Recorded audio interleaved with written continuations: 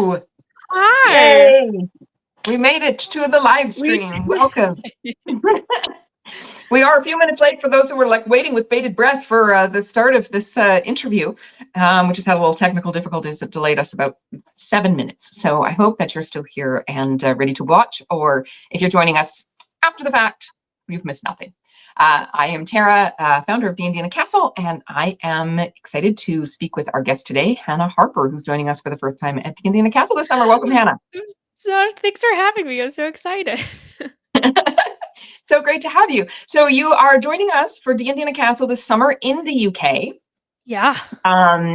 And you have quite a cool original sort of campaign planned for everybody. Why don't you just start off by telling us a little bit about the campaign you've got planned for D&D in a Castle? Yes, I'm so excited. I've been wanting to run this for absolutely eons, and I finally get to do it. So I am a big fan of arcane lore. Lots of people call me an Eldritch encyclopedia. I love the nittiest, grittiest little details in terms of the planes of existence specifically. Um, so I decided to do Celestia. I think a dungeon crawl through heaven essentially sounds really, really cool. And so during a research, I discovered that on the 7th layer of heaven, because there are 7 mounting layers, at the very, very end of it, there is a threshold that if you cross it, you become lawful good. You just completely change alignments. It doesn't matter who you are, what you've done, everything switches, and then you are bound for Celestia. So I thought, hey, it would be a really cool way to cheat death, essentially cheat your way out of the 9 hells. And I was like, let's do that. Because I think it opens itself up for just the craziest character stories. So I'm very excited to be running it.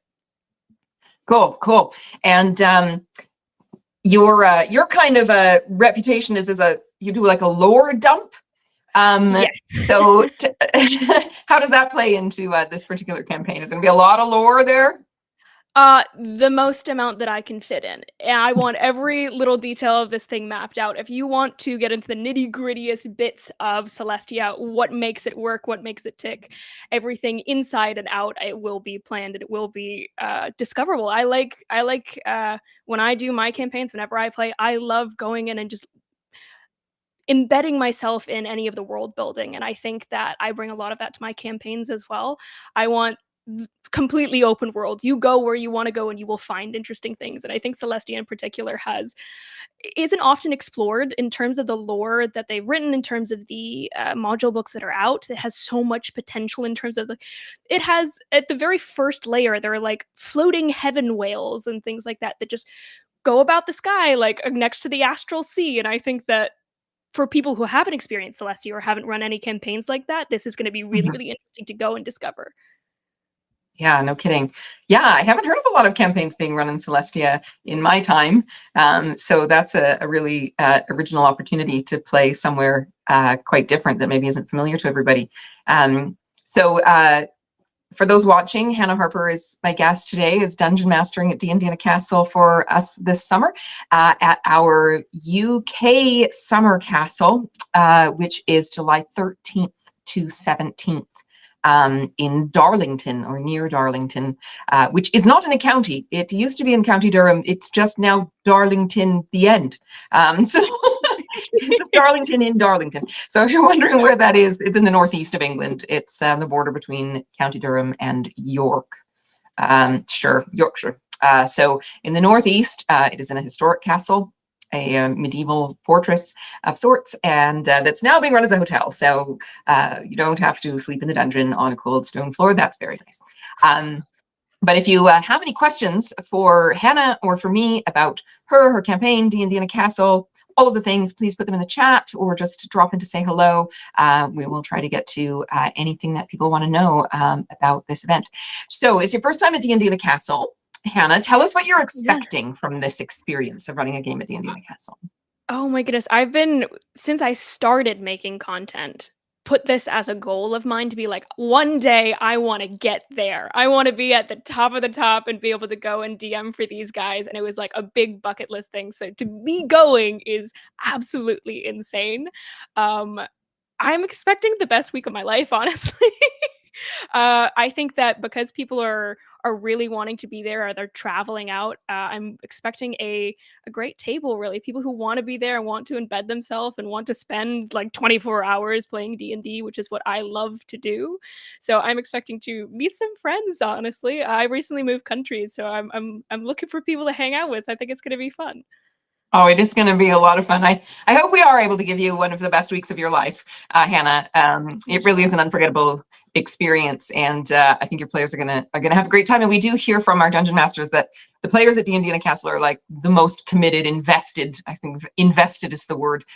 Players, they're really go all in. Are you the kind of dungeon master that likes to work with a lot of backstory, or do you like to sort of hit the ground running and sort of fill in the blanks as you go in the campaign? Or because a lot of people they like to do a lot with their backstory and their characters beforehand. So what do you want from your players when Uh, they come to the table? I want all the backstory. I want every little detail. I want to know your favorite color, your favorite food, your mother's maiden name, all of it. Because I love. Somebody once asked me what my DM love language was, and I said, the devil being in the details. Everything that you write is used. There is not a thing in people's backstories that I let go to waste, because especially if somebody is paying to be at my table, I want to make sure that any of the effort you put in pays off. So anything that you put in, you may not be able to discover all of it. Obviously, it's only for a week. So being there and like going through the story, but the actual any details that you write are in the world. So if you say like you like lemon shortcake, somewhere within the campaign, lemon shortcake will be sitting. It is up to you to find it. But I try and work in as much detail as humanly possible because it's just the best. It's just so much fun to see. It's also a little bit of a puzzle for me as well to see how much I can fit in, and also trying to interweave your backstories with other people, because I think when so many different kinds of people are coming to a table, I love having the red line of fate, as it were, stringing between them. So I like having some kind of overlapping. So yeah, bring on the backstory. Love it. And you said okay, you used an interesting description, which is like a dungeon crawl through heaven, so sort of an upside down dungeon crawl. Yeah. In terms of the campaign itself, dungeon crawl, usually a lot of combat, a lot of encounters. Is that going to be kind of the style of your game, or is it, what kind of style of game are people going to be looking to experience at your table at this game? I am not a super combat heavy DM. I'm definitely a high RP DM. I come from a theatrical background, so I tend to move along those lines. But there will definitely be some interesting combat. People, I think, when they think of Celestia, think it's heaven in terms of like our depiction of heaven, when in fact it is not necessarily. There are things like Mhm. Asimar and Deva and things like that that come into play that can literally tell and detect whether or not you are telling the truth. The only thing that Celestia is it is lawful good. So they will do everything in a particular way to uphold their depiction of goodness. And I mean, they will do anything to uphold that. So if you are a bunch of rebels sneaking through heaven, I don't necessarily think that that's going to go very well. So, with that in mind, there is absolutely going to be some interesting combat. I have a couple. I don't want to give too much away, Yeah. but there is a couple interesting creatures and monsters along those lines in heaven that I'm going to be utilizing in my campaign, and I think it's going to be some really interesting combat and some super cool RP as well. How much homebrew do you usually bring into your game? Is it Ooh. largely based on existing lore and obscure lore, and, or do you bring in a lot and do you build a lot of your own stuff and put it in there? I try to work in as much existing lore as possible, largely obscure lore. I love that kind of stuff. If there is a tiny little detail in like one Forgotten Realms book, I will try and reference it back. But a lot of my stuff is homebrew, especially it's one of the reasons that I really like the Planes of Existence, because there is so much detail and so much to fill in, especially when it comes to a lot of the layers in Celestia. So there's the first layer, Lunia or something like the Silver Heaven, as it's called, has a lot of lore written about it. And then the third layer and the fifth layer, I believe, have a decent bit written about it. But large portions of the layers is like, hey, this is kind of what was referenced, but everything else is kind of left open. So my job is to kind of fill in those blanks. But I try and work out as much obscure lore as I possibly can because I just think it's fun. Cool. And what got you into D&D in the first place, or role playing games? How did Like you get into this hobby? Like a lot of people, it was COVID. I was really, really bored, and I had no Wi-Fi because I had recently moved to Scotland in the middle of COVID. So there was no Wi-Fi in my house for 2 weeks, and all I had was a couple of books, Dungeons and Dragons, and my siblings. And I was like, "Well, let's give it a go." And so I we played through I think it was the Mines of Falamir or something along those lines, like the D&D starter set one, and I made this character Ymik the Conqueror, who was some troll with a third surprise arm. It was totally ridiculous, but I had a lot of fun doing it. And then over time, I got into things like D20, Critical Role, and started watching people online that I now am friends with, watching their actual plays, Dungeons and Daddies, and things like that as well, and just fell in love, and I haven't stopped. 2 years later, oh God, 2 years later. Yeah.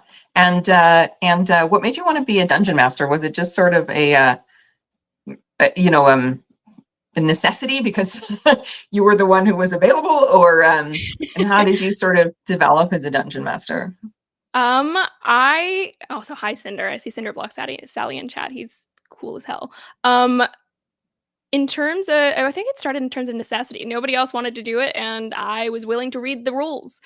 Nobody else was, because this is one thing that I found very interesting when talking to other people in this line of work. A lot of them just never read the Dungeon Master's Guide. I read the Dungeon Master's Guide like back to front. I read that thing, so I was the only one that like knew the rules at the time, or my idea of what the rules should be. So it just came out of necessity. But then I absolutely fell in love with writing and world building, and I had been applying for like film school and things like that before. So I was in like that script writing creative era. So I was like, oh my goodness, all of the books and things, half written things that I have, I can kind of pour into a world and have people explore it. And I thought that was a beautiful creative exercise. I love improv. I was part of it, much to my chagrin to admit, I was part of an improv team. So being able to work in those skills and those quick fire back and forth between people just came second nature. And here I am. Cool. I have a question coming in the chat. If in a more traditional game, you might be the heroes dungeon crawling through the hells, is this going to be the baddies dungeon crawling through Celestia? I'm leaving it open to the players. I am hoping for a healthy mix of both. The basic premise of this is that some kind of old tycoon is coming to you and hiring a bunch of mercenaries or heroes or something along those lines to get him across the finish line. He's getting too old, made a bad pact. He's like, I can't quite make my way across, so you have to carry me physically because I can't actually move that far. So if you want to be a kind of person that is evil and made a bad pact and you're like, hey, I don't want to get to that point, I'll just cross it now. Or you want to be a paladin who's like, I want to be able to go to Celestia, cross the threshold, and see nothing change in me.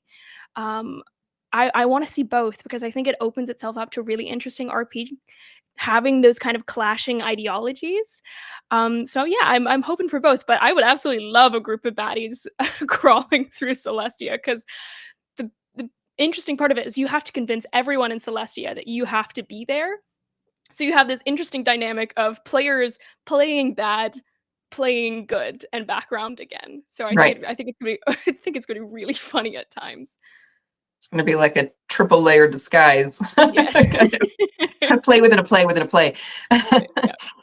So you've mentioned a couple things from your background, being an improviser, applying to film school, having a theater background. Tell us a little bit about your background and who you are generally, that you kind of bring to the table as a person Yeah. and as a DM. So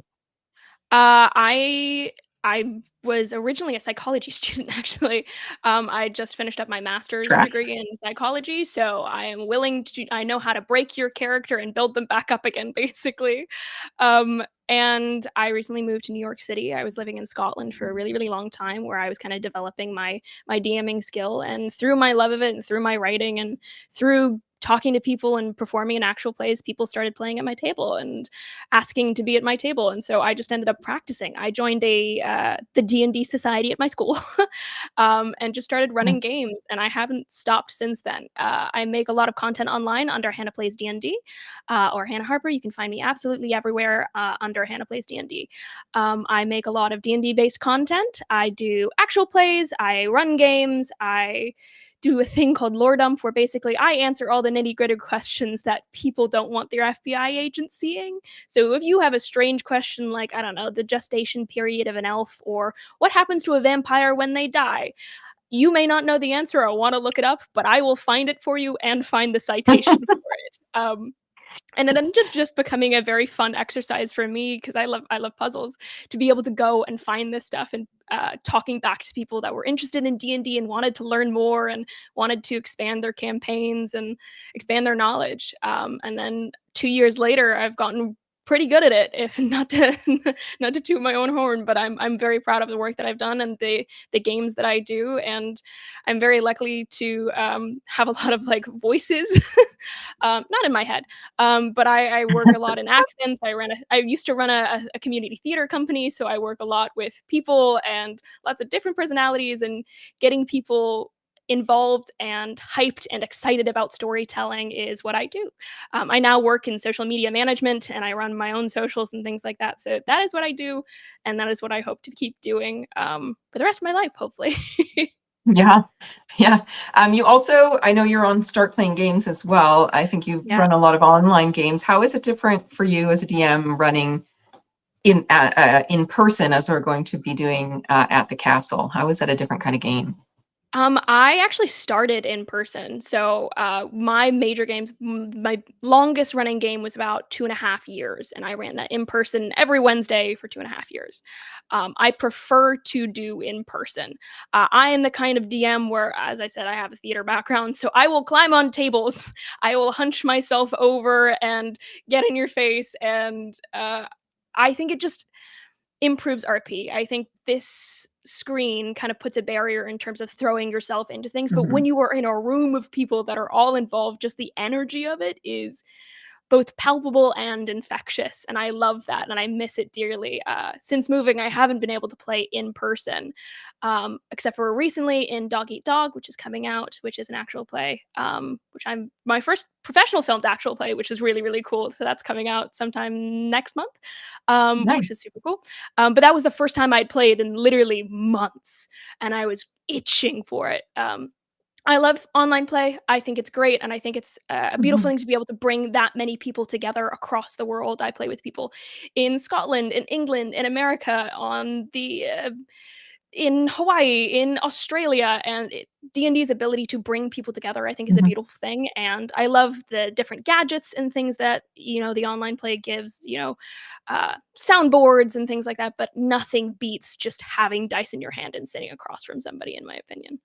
So I'm very excited Yeah. to bring that to D&D Castle. So apologies if I get boot marks on your tables.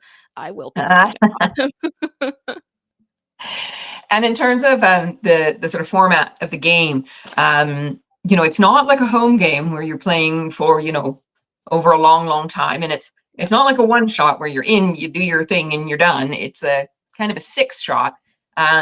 For those who aren't familiar with the format of game at D&D in a Castle, you play for 2 4-hour sessions each day, either morning and afternoon, or afternoon and evening, and sometimes morning and evening with the afternoon off, but usually one or the other. And for 3 solid days plus a prologue session and sort of beginning out on the first day. So have you played in that kind of format before? And if so, like, how do you think that changes the dynamic of the game? I think, yes, to start, yes, I have played that kind of formatted game before. It's actually my preferred method. I think a 5 shot is ideal. In terms of, if you're not doing a long form campaign, I always think one shot is way, way too short. It always ends Mhm. up being 3 to 5. So 5, I think, is a good sweet spot for getting through a decent storyline. In terms of how it changes the game, I think a lot of it comes with establishing character relationships, and I think that that can be kind of difficult in terms of, like, you're here, you're at a table, and you have an objective. Let's go. And so RP can be a little stagnant in the beginning because you're not going through Mhm. that phase of like getting to know one another. So the way that I tend to get around that, because I run a lot of one shots, a lot of two shots, which means character relationships have to already be there. I do online RP. So in a Discord channel and things like that, I will set up essentially a prologue of sorts, Mhm. prologue for the prologue, where people are in this tavern or something or camping and your characters are all there and I'm sending bits and pieces of what NPCs are doing and you can type in chat to like get to know people and get to know your character, because I think that it's a little bit like trying on new shoes the first time you step into a table. Mhm. You're like, okay, who is this character? Are they who I think that I thought they were going to be, or are they different? Are they changing? And it just allows you to establish that a little bit quicker, and also allows you to make connections with other players. You're like, okay, I know that me and that character are clashing, and so I can bring that immediately to the table. It just helps. It just helps you get a running start, in my opinion. Yeah, yeah. We do have an online platform for the castle where we allow about 2 months before for people to start interacting and build their characters and provide backstories and hear from the dungeon master and kind of get to know each other. So we try to get that started before people get to the castle. And I do feel that the castle, because there's no space between sessions. You know, you finish a session, you go eat, come back to the next session. There's no catching up and there's no outside distractions. So you do have the opportunity to ramp up a lot faster than in a lot of other settings or formats. But in terms of your players, who do you think is the ideal player for you? Like, who is the player out there that is looking for your game? What is a player who's going to just love your game? What do they look like? Somebody that's willing to be silly. Somebody that is not afraid of putting their hat in the ring, somebody who wants to get involved and is excited to be involved. I can work with that. I can work with a lot of different personality types. What I can't work with is somebody who doesn't want to be there, or isn't like willing to cooperate with people, because D&D is a collaborative exercise. Ultimately, you guys are collectively the main character. It is not down to a single person, and I will absolutely give you your time to shine, but make sure that that's my job. And don't always take it for yourself. You gotta be willing to give and take, I think. But so long as you're excited and you're happy to be there and you're willing to work with me, I'm excited to have you at the table. And you said willing to be a bit silly and not take yourself too seriously. Yeah. I Uh, love a little, I love a bit. And I am the type of person where like I love super high stakes combat, super high intense RP, but I also think that it's a wave. You have to have the come down. So if you are a character who is serious all the time, it drags. So having those NPCs and those characters to break tension and to build it, is what I think I do best. Cool. Well, we are at 4:30.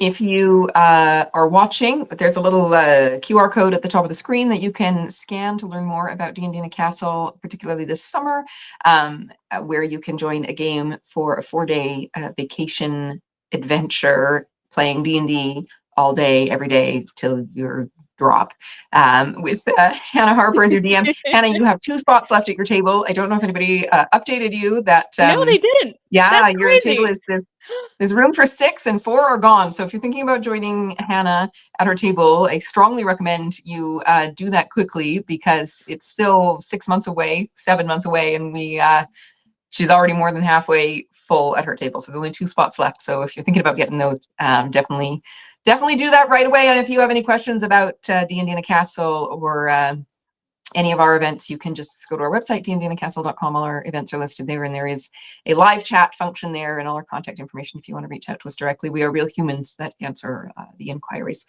Just That's good. it might even be me personally writing you back. So yes, so Hannah, I'm going to ask you to take us out of the interview with an invitation to our viewers to join you for your campaign at D&D in a Castle this summer, and entice them and invite them and welcome them to your table. And then we shall say farewell. But as I said, drop us a line anytime if you want to know anything else. And we look forward to seeing you at the castle. Okay. Hi. My name's Hannah Harper, and I would like you at my table. Actually, I would love you to be at my table. If you are the kind of person that wants to play D&D from sun up to sundown, if you are high RP and love getting a little bit silly,